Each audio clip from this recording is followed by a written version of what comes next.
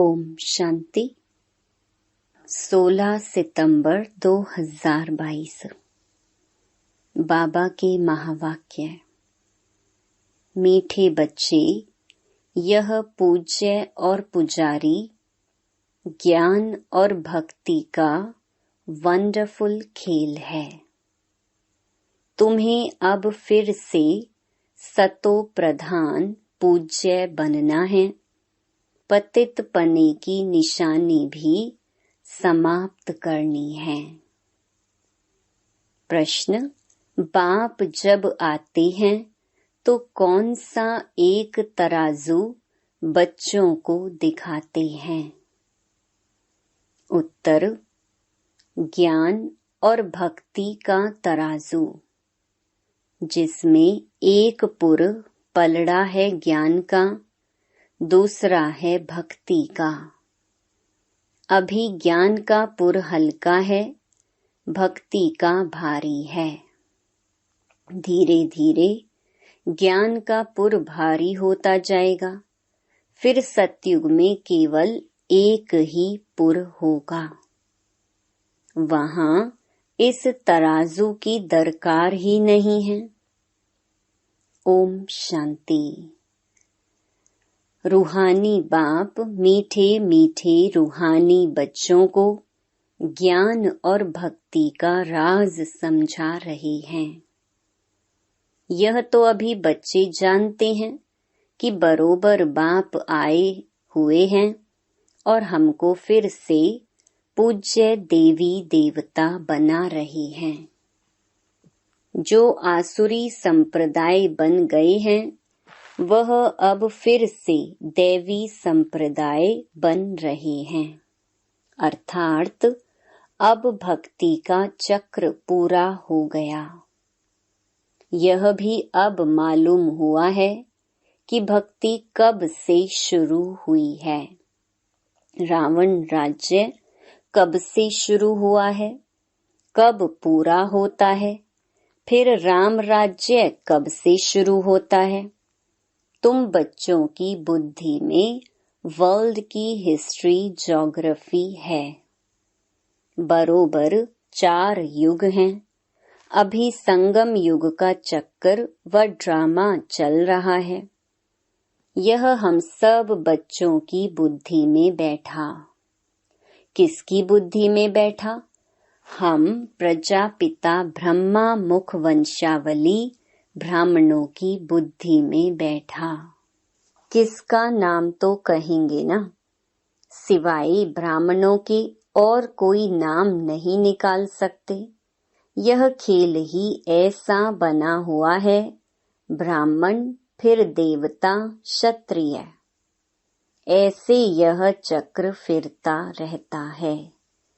तुम बच्चे अब याद की यात्रा सीख रहे हो अथवा पतित से पावन बन रहे हो। समझाना भी ऐसे होता है। अभी हम राम राज्य की स्थापना कर रहे हैं तो जरूर पहले रावण राज्य है। यह भी सिद्ध होता है। अभी रावण राज्य है तो झाड़ बहुत बड़ा है।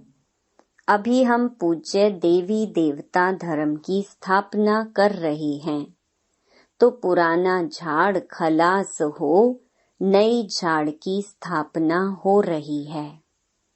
यह भी हिसाब किताब बच्चे समझते हैं।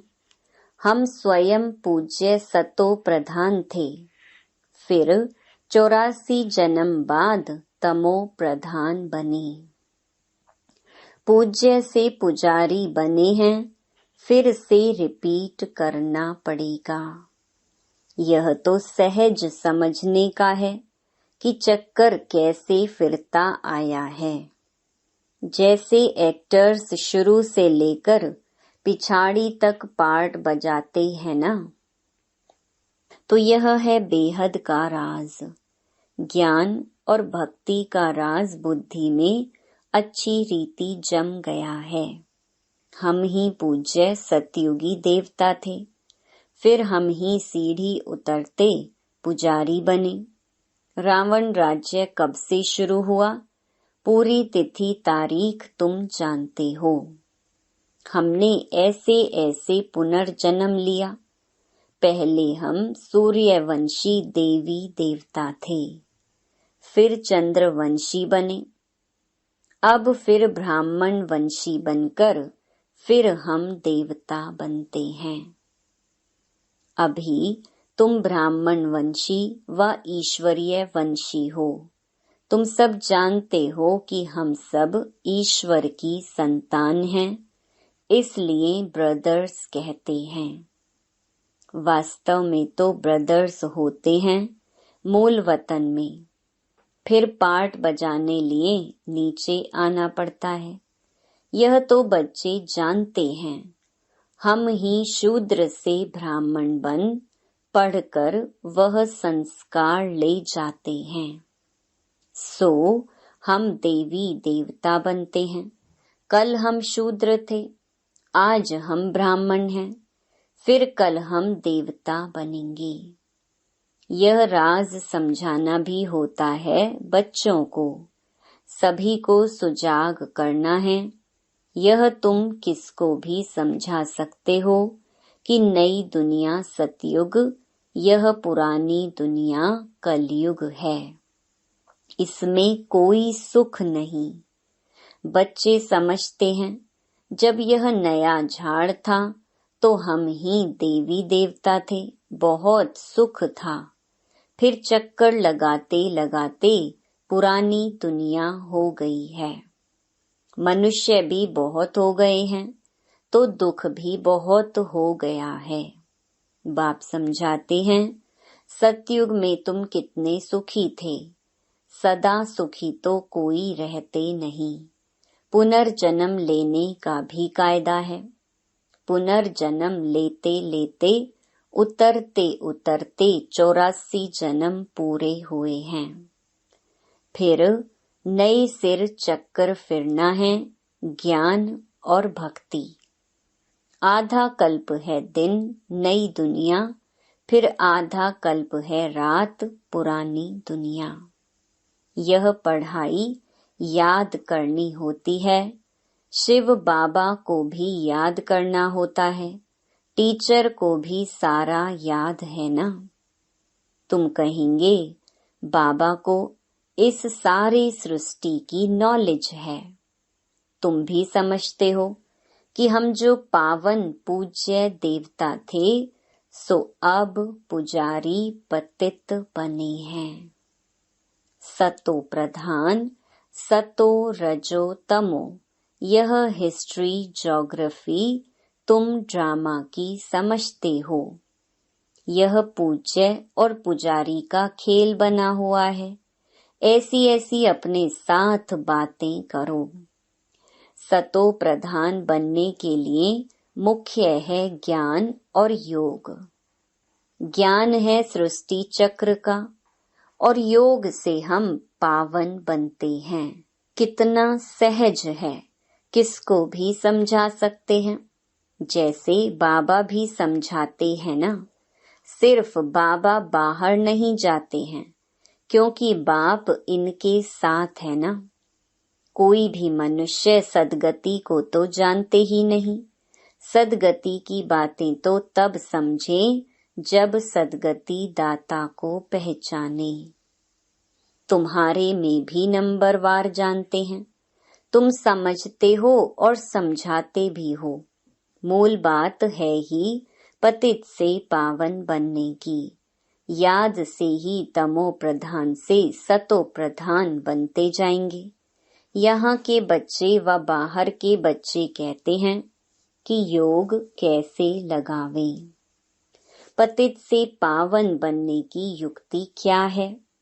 क्योंकि इसमें ही मूंझे हैं तो समझाना चाहिए कि यह खेल ही हार और जीत का बना हुआ है।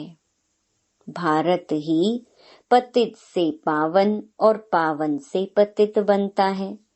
आधा कल्प है ज्ञान अर्थात पावन, आधा कल्प है भक्ति अर्थात पतित।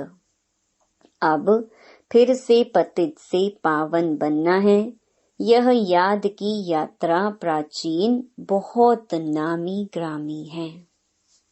वह तो जिस्मानी यात्राएं जन्म जन्मांतर करते नीचे गिरते गए हैं, ऐसे नहीं कि उनसे पावन बने हैं।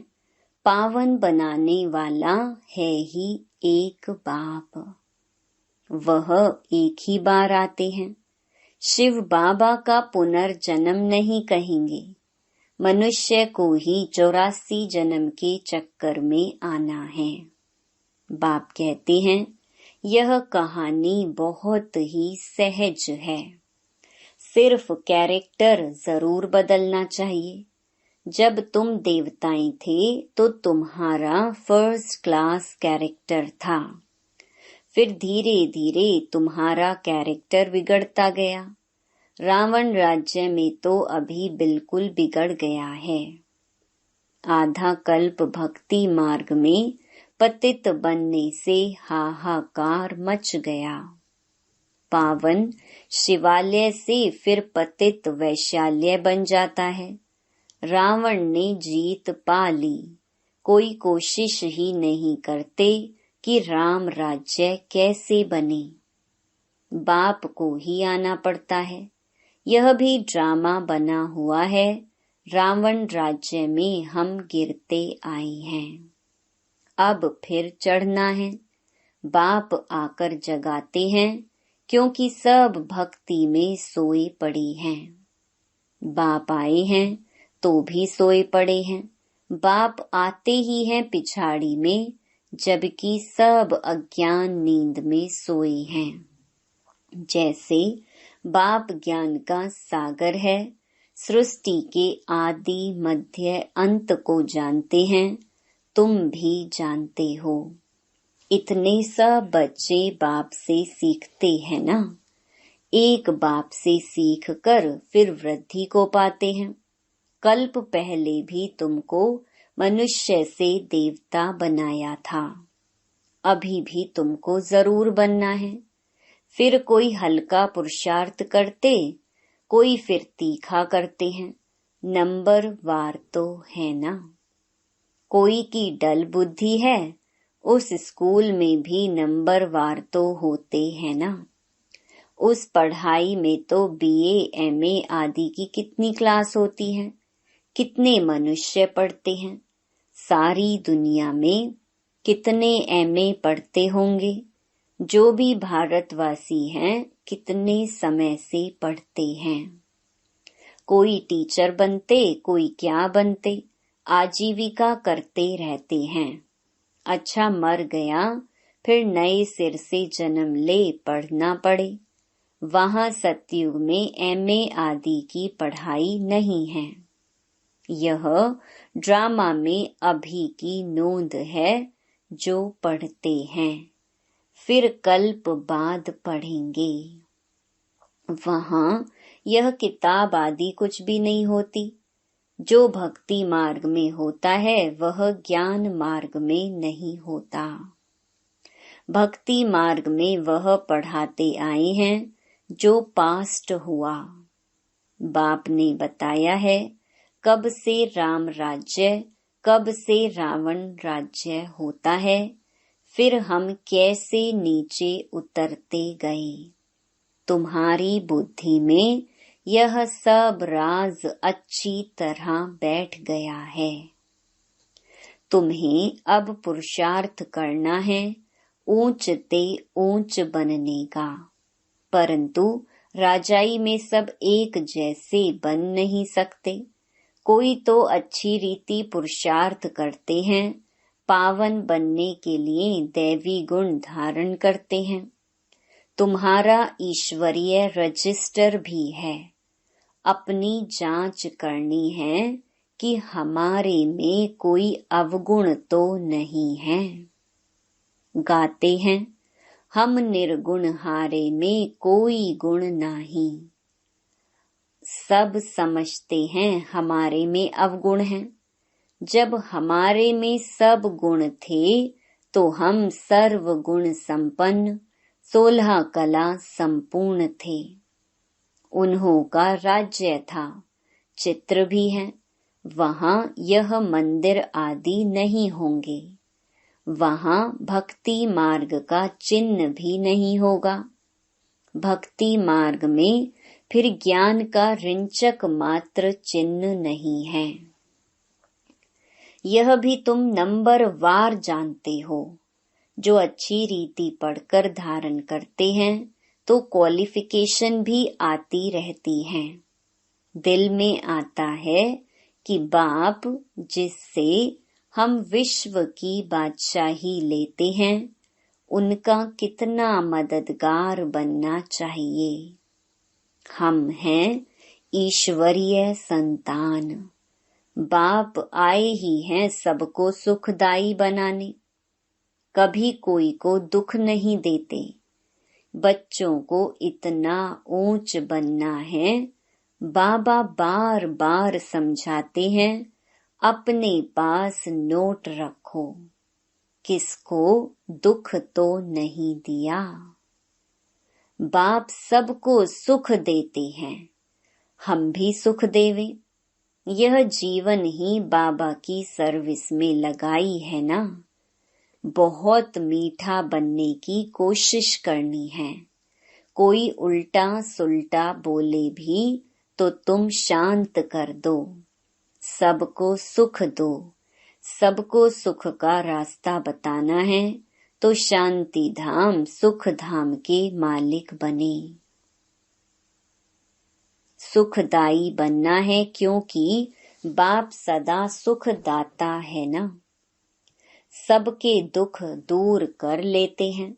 बुद्धि में आता है हम बहुत सुख देने वाले थे। हम जब सुख में थे तो विकार का नाम निशान नहीं था। काम कटारी नहीं चलाते थे। सतयुग में कोई दुखी नहीं बनाते। बाबा फिर भी बच्चों को कहते हैं, अपने को आत्मा समझो। आत्मा को ही पावन बनना है। आत्मा में कोई पतित पने की निशानी ना रहे। दिन प्रतिदिन तुम उन्नति को पाते रहेंगे। नंबरवार पुरुषार्थ अनुसार राजाई पाई थी, वही फिर पाने का पुरुषार्थ कर रहे हो। देखते रहते हो कि कौन कौन कितना पुरुषार्थ करते हैं, कितने को हम सुख देते हैं। बच्चे जानते हैं कि सतयुग में हम कोई को दुख नहीं देंगे। कम पुरुषार्थ करेंगे तो सजाएं खाकर कम पद पाएंगे। बेइज्जती होती है ना। कई बच्चे तो बहुत सर्विस करते हैं। म्यूजियम प्रदर्शनी में कितनी मेहनत करते हैं। यह प्रदर्शनियां म्यूजियम आदि भी वृद्धि को पाएंगे। तराजू में यह ज्ञान का तरफ भारी होता जाएगा। एक तरफ है ज्ञान, दूसरे तरफ है भक्ति। इस समय भक्ति का पुर माना पलड़ा बहुत भारी है। एकदम नीचे पट पड़ जाता है। बहुत वजन भारी होकर एकदम तले में चले जाएंगे। उसमें जैसे 10 शेर और उसमें ज्ञान का एक पाव पड़ा है। फिर ज्ञान का एक तरफ भारी हो जाएगा। सतयुग में एक ही पुर होता है, फिर कलयुग में भी एक ही पुर होता है। संगम पर 2 पुर हो जाते हैं। ज्ञान के पुर में कितने थोड़े हैं, कितना हल्का है, फिर वहां से ट्रांसफर हो इस तरफ भरते जाएंगे, तब भक्ति खत्म हो जाएगी। फिर एक ज्ञान का पुर रह जाएगा, 2 पुर होंगे ही नहीं। बाप आकर तराजू में दिखाते हैं, कम जास्ती भी होता रहता है। कब उस तरफ कब इस तरफ भरतू हो जाते। ज्ञान में आकर फिर भक्ति के पुर में भरतू हो जाते। जो पक्के हैं वह तो जानते हैं स्थापना जरूर होनी है। जब हमारा राज्य होगा तब हम ही होंगे, फिर मूल वतन का पुर जास्ती हो जाएगा। वहां बहुत आत्माएं रहेंगी तो वह पुर पलड़ा जास्ती हो जाएगा। फिर आधा कल्प बाद द्वापर से आते रहेंगे। इस रीति सृष्टि का चक्र फिरता रहता है। जब पतित हैं तब तराजू की दरकार ही नहीं। तराजू की दरकार ही तब होती जब बाप आते हैं। बाप तराजू ले आते हैं। झाड़ का ज्ञान भी तुम्हारी बुद्धि में है। पहले कितना छोटा झाड़ फिर वृद्धि को पाता रहता है। सब पत्ते सूख कर खत्म हो जाते, फिर रिपीट होता। पानी मिलने से फिर छोटे छोटे पत्ते वृद्धि को पाते हैं, फल देते हैं।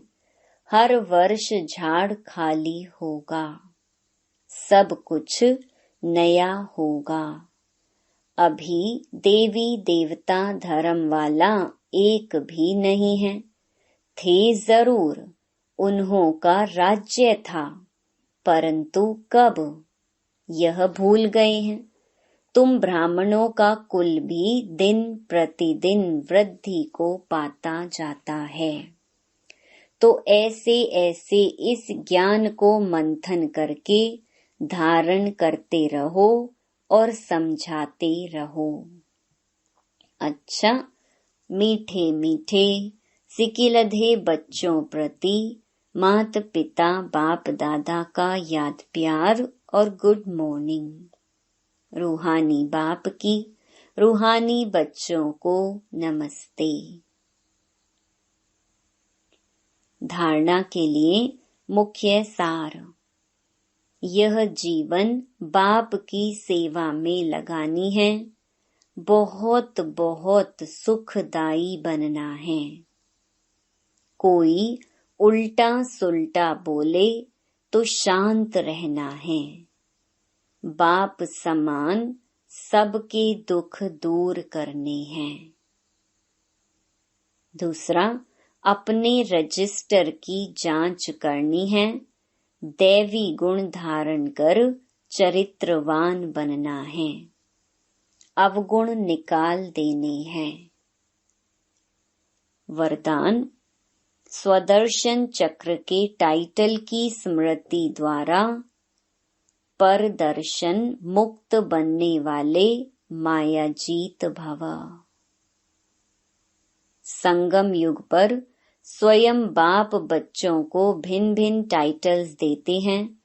उन्हीं टाइटल्स को स्मृति में रखो तो श्रेष्ठ स्थिति में सहज ही स्थित हो जाएंगे। सिर्फ बुद्धि से वर्णन नहीं करो, लेकिन सीट पर सेट हो जाओ। जैसा टाइटल वैसी स्थिति हो। यदि स्वदर्शन चक्रधारी का टाइटल स्मृति में रहे तो परदर्शन चल नहीं सकता।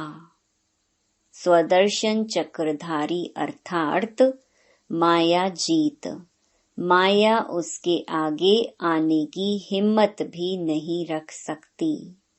स्वदर्शन चक्र के आगे कोई भी ठहर नहीं सकता। स्लोगन, वानप्रस्थ स्थिति का अनुभव करो और कराओ तो बचपन के खेल समाप्त हो जाएंगे। ओम शांति।